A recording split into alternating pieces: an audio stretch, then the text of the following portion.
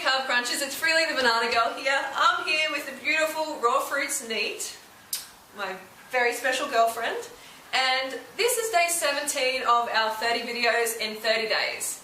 And today's topic is our combined experience, our 16 years combined experience on a raw food diet, because that's how long it's been. It's been like about 7 years almost for me, and 9 getting towards 10 for me. And we haven't been on the wagon the whole time. I mean, I did have a bit of a fall off there. Yep, both of us. And now I'm incorporating a little bit of cooked vegan food. But there's been a lot of lessons that we've learned. Okay, and that's what we want to talk about today. So, what has been the biggest lesson for you over the last 9 years? The biggest lesson? Yeah. Definitely how to carb up. Yeah, how to carb the fruit up. Yep, and not be afraid of fruit, eating enough fruit. And now eating cooked root vegetables in the evening. How important is it? Like, so how good you feel, how you perform, how fit you get? It's like night and day, really. You cannot compare how I used to feel to how I feel now. And what I'm able to do physically and mentally, cope with emotional things that come up in life, stresses. Yeah. I could never have dealt with that without having some kind of a mental breakdown. Yeah. You're no longer glucose deficient. No. Life is sweet. Yeah. Yeah, it's so important. That's the top one for me as well, is eating enough carbs, how important it is for my journey. Like, I didn't eat enough fruit and I would fall off the wagon. And yeah, it's okay if you eat high carb cooked vegan foods, just make sure you eat enough of them so you don't fall back into like animal products. And low fat. Yeah, low fat. You don't want to fall back into the fat. So the next one, I would say is cooked food isn't poison, or high carb cooked vegan food isn't poison. Yeah, I thought that. Like, that was something that's that I just purity thinking. Yeah, the purity thing. Like, that's something I've felt over the last 7 years, is that if I have a little bit of cooked food, like a bit of rice or something, it's going to kill me. I'm going to end up in hospital. And the guilt attached. Yeah. Oh my God. I can remember having some steamed broccoli, 4 years ago or something. Did you? I felt... Did you have it 4 years? I felt... No, actually, I blanched it in some hot water. It was winter. I was so hungry. I was trying not to have a fatty salad. Yeah. And I felt so guilty. Yeah. Like, so guilty. So much stigma and attached. It's ridiculous. Yeah. It was vegan. It was healthy. It was a whole food. I mean, what the fruit? That's right. It's like, what's the lesson out of this? Like, just get in the carbs. Seriously, if they're cooked, if they're raw, get them in. As long as they're vegan. As long as they're vegan, exactly. And low fat. No fat. Very, very important.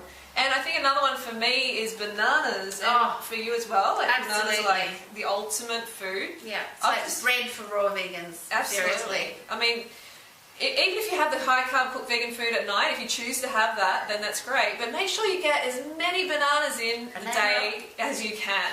Yeah, carb the bananas up, because they're like a staple, and they encourage serotonin release. They help you sleep better. They ultimately help you look better because you get the carbs into your cell, this nice clean source of carbs, and then you want to move. You want to go and pump it, and not just on the rebounder. You want to get out there and ride some hills. Absolutely, or run, or you find yourself just randomly skipping down the street. I mean, do you do that too? Yeah. Well, we haven't done that together. We have not done that together. That's the next video, guys. Skipping down the street. Yeah. Could be interesting. And also potassium is the ultimate youth mineral. Yeah. Good for skin, good for your cells. Good reminder. Keeps you looking fab. Yeah, definitely. And tastes good. A day without bananas for me is just something missing. Is it? Yeah. Seriously, something's missing. Me too. So it's really important. I agree. And what's the next one? Like, something else? Fasting. Yeah. That was... Oh my God.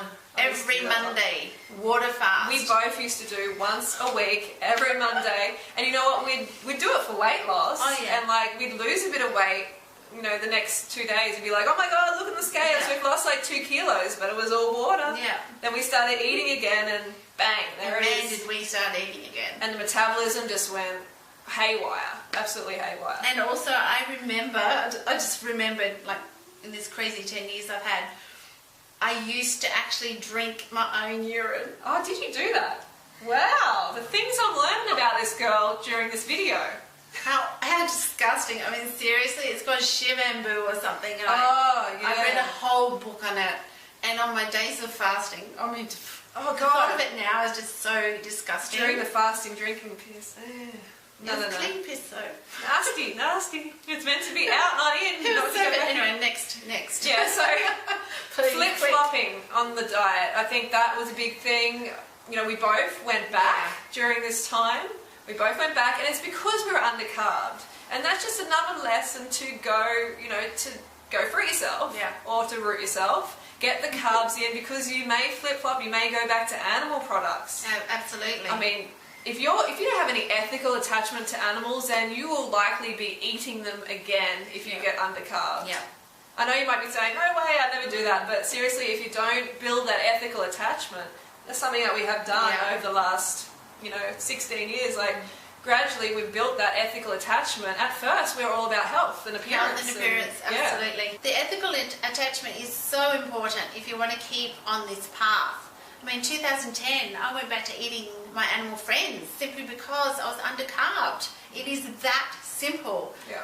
We, as humans, tend to overcomplicate things, and it's not complicated. It is that simple. Fill up your glycogen tank. Yeah. If you don't want to eat animals. Absolutely. Totally. You know, if you're running low on glucose, then you're going to be looking for some other calories. And especially when the rest of society is eating animals, and basically the rest of society, it's kind of like, it's okay. Yeah. You know, oh, well, I'll eat them too. Keep your standards low, and it's okay. Well, lift your standards high. Surround yourselves with high moral standard people like Free. I mean, she's amazing. She holds me up here, and I think sometimes, will you stop it? Will you lower your standards? She holds me up too. It's rather scruff sometimes, but it's important, like, who you surround yourself with too. Yeah, I think that's about it. Yeah. That's what we wanted to address today. You know, there's a lot of learning to be done over the years, and we feel like we've really come a long way, and I feel like I continue to learn and learn and grow. And it is a process. For as long as we're living, we've got to be learning. Yeah. As long as it's in the direction we want to be going, just keep learning. Keep yourself open to learning new things. Yeah. And aspire to those who are getting the results that you desire. Well said. Yeah. Yeah. Cool. Thank you so much for coming in. Mwah.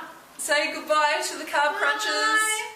I will see you tomorrow for day 18. I'll see you Don't forget to go fruit yourself or root yourself. I'm the listening voice. Ciao. Potato. Banana girl.